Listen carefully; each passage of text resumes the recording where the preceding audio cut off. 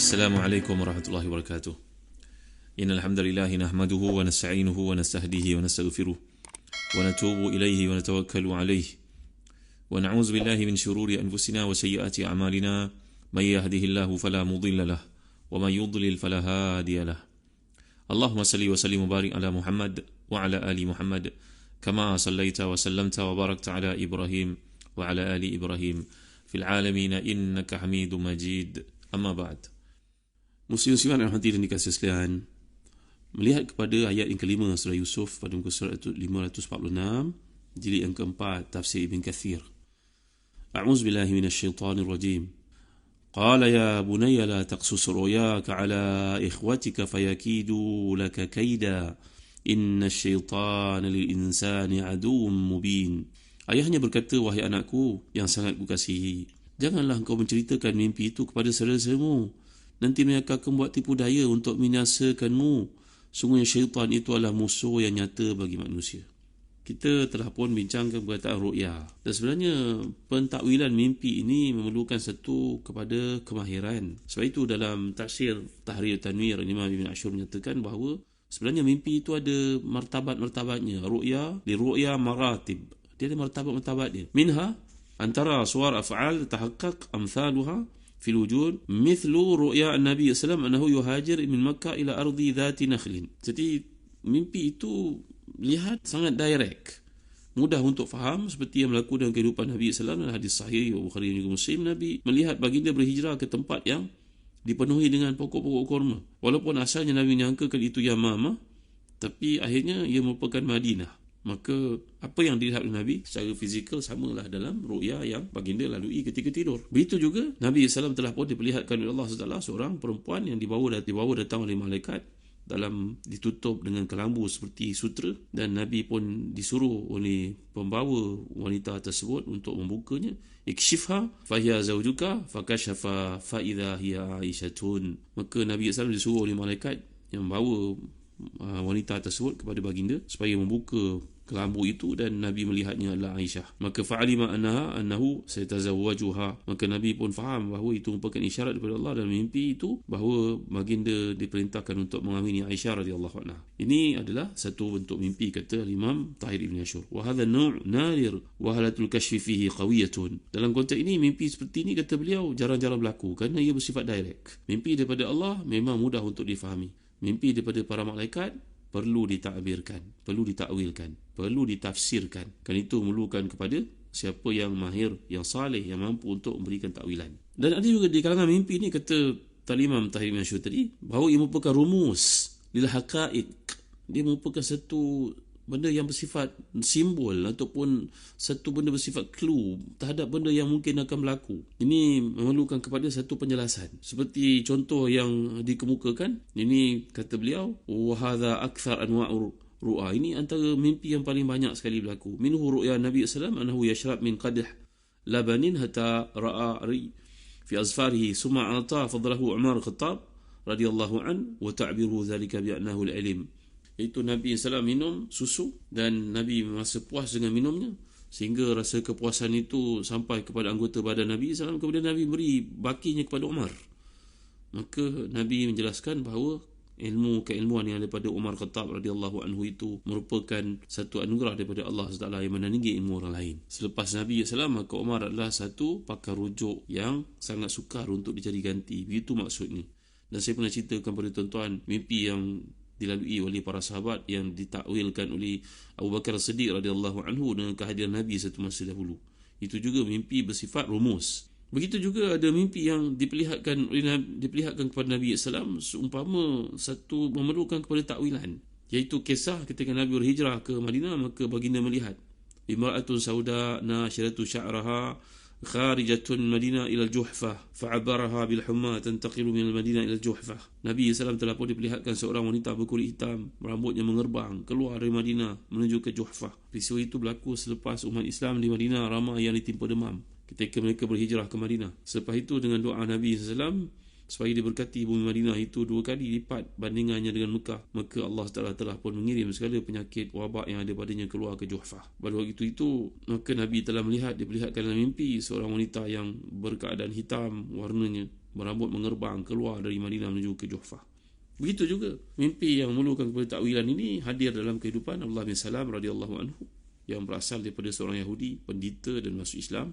Kemudian beliau mimpi melihat dibawa, disuruh, diperintahkan untuk melalui satu jalan lurus, kemudian sampai ke satu tiang, dan di tiang itu mintanya untuk memanjat, dan kemudian dipanjatnya dan pegang kepada satu tempat untuk bergayut, al-urwatul wuthqa. Maka dia telah bertanya kepada Nabi sallallahu alaihi wasallam, fa'abarahu Nabi sallallahu alaihi wasallam bi annahu la yazalu akhizan bil iman allazi huwa al-urwatul wuthqa wa naru dhahil jannah faqad tatabaqat tamsilun nawmi ma tamsilil muta'araf fi qawlihi kama yakfur at-taghut wa yu'min billahi faqad istamsaka bil urwatil wuthqa. Ketika Nabi mentakwilkan untuk Abdullah bin Salam, sahabat yang sangat mulia ini, pendeta kepada Yahudi yang telah masuk Islam ini, bahawa Nabi ditanya olehnya tentang perjalanan dalam mimpi yang dilihatnya itu, Nabi telah mentakwilkan, mentadbirkan, mentafsirkan mimpi dan mengatakan bahawa Abdullah bin Salam ni akan hidup sebagai seorang Muslim, mati dalam keadaan beriman, dan dia memegang Islam itu sebagaimana yang Allah nyatakan dalam surah Al-Baqarah, faqad istamsaka bil urwatil wuthqa. Maknanya dia melalui taman yang hijau, berjalan sampai ke tiang, panjat, kemudian pegang pada tali itu, tak jatuh, dia tak terlepas dia, maka itu menandakan keislaman dia sampai ke akhir hayatnya. Jadi balik kita kepada kisah tentang mimpi Nabi Yusuf ini tadi, maka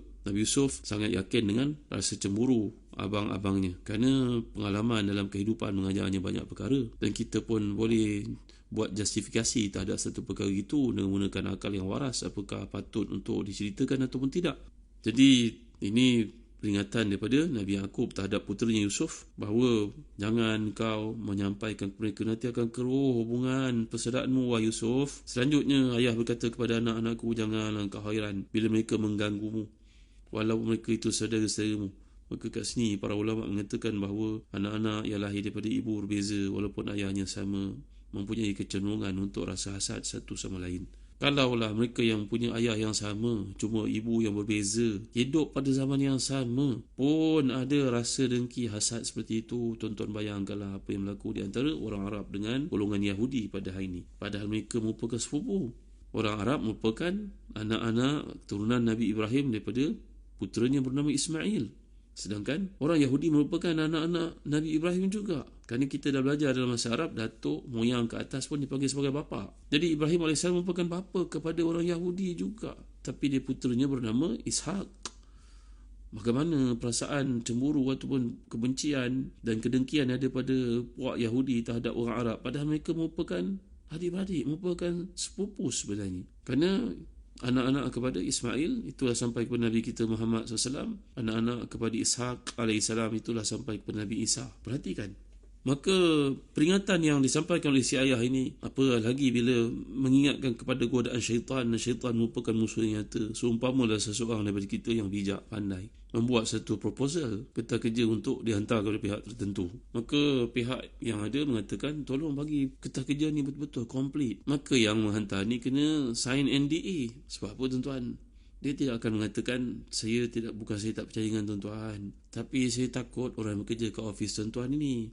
Kerana banyak kejadian berlaku, akhirnya apa yang dipanggil sebagai IP orang lain tu, intellectual property orang lain tu, mudah dikebas oleh orang lain. Saya bukan meragui tuan-tuan yang di depan saya, tapi saya meragui yang belakang sana. Ramai yang bekerja bukan kerana Allah SWT pada hari ini. Maka demikianlah ta'lil yang diberikan itu juga dapat kita lihat bila Nabi SAW menyatakan hal yang sama seperti kata Tahir Ibn Ashur dan tafsirnya, iaitu ketika Nabi SAW menyatakan kepada para sahabat ketika baginda berjalan bersama dengan isinya Safiyah radhiyallahu anha dalam kegelapan malam di Madinah pada waktu ketika itu musim sejuk. Kerana sebelum itu fitnah terhadap Aisyah radhiyallahu anha telah terjadi. Hadithatul Ifk yang kita pelajari menerusi surah An-Nur, bagaimana kaum munafikun telah mengadakan cerita-cerita dusta terhadap kesucian isteri Nabi SAW. Maka perkara itu mendorong Nabi SAW untuk memanggil sahabat yang lalu dalam keadaan mempercepatkan perjalanannya. Nabi memanggil mereka, ala risikuma innaha Safiyah. Faqala subhanallah ya Rasulullah. Faqala lahuma inna syaitana yajri min ibni Adam majrad dam. Maka wa inni khasyitu an yuqzafa fi nufusikuma. Dalam hadis sahih ini Nabi SAW panggil sahabat lalu itu mempercepatkan perjalanan mereka. Mari sini Zat, sekejap. Mereka pun datang kepada Nabi. Ya, ada apa wahai Rasulullah SAW? Nabi menjawab, ini isteri aku, Safiyah. Mereka berkata, Allahu Akbar, subhanallah wahai Nabi, takkanlah kami nak mengada-ngadakan cerita. Jawapan Nabi, tidak, aku mengingatkan kamu kerana syaitan itu mengalir dalam tubuh manusia sebagaimana mengalirnya aliran darah. Aku bimbang akan dicampak dalam hati kamu perasaan mengatakan aku sedang berjalan dengan mana perempuan ini, maka aku memberitahu kepadamu. Maka ta'lil sedemikian dapat kita lihat bila Nabi Yaqub berkata kepada anaknya Yusuf yang tercinta itu, jangan sampai syaitan memperkudakan mereka dan menjadikan kamu musuh. Mereka musuh denganmu, wahai Yusuf. Inna syaitana lil insani aduwwun mubin. Maka kata-kata semikian bahawa peringatan yang disampaikan itu jangan sampai syaitan menunggang mereka dan akan menyebabkan pemusuhan itu berlaku di antara kamu. Seterusnya ayat yang ke-6 pada buku surat 548. A'udzubillahi minasyaitonir rajim. Wa kadzalika yajtabika rabbuka wa yu'allimuka min ta'wilil ahadits wa yutimmu ni'matahu 'alaika wa 'ala ali ya'qub kama atammaha 'ala abawayk min qablu Ibrahim wa Ishaq. Inna rabbaka 'alimun hakim. Dan demikianlah Tuhanmu memilih kamu untuk menjadi Nabi dan diajarkannya kepadamu sebahagian dari tafsir mimpi-mimpi dan disempurnakannya nikmatnya kepadamu dan kepada keluarga Yaqub sebagaimana Allah telah menyempurnakan nikmatnya kepada dua orang bapamu sebelum itu, iaitu Ibrahim dan Ishaq. Sungguhnya Tuhanmu Maha mengetahui lagi Maha bijaksana.